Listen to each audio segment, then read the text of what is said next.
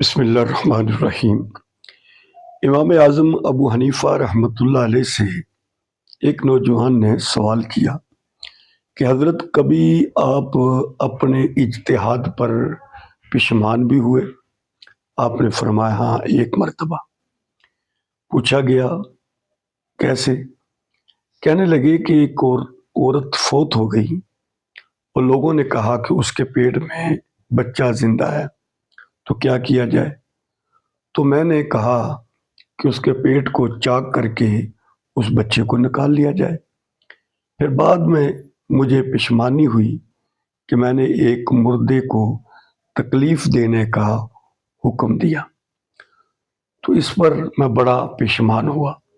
تو وہ نوجوان بولا، حضرت پشیمانی کی کوئی بات نہیں، یہ تو اللہ کا فضل ہوا، آپ کے فتوے کی وجہ سے وہ بچہ زندہ بھی ہے اور عالم بھی ہے اور آج آپ کے سامنے کھڑا بھی ہے، تو یہ تو اللہ کا فضل ہوا ہے، آپ فتویٰ نہ دیتے تو میں زندہ نہ ہوتا۔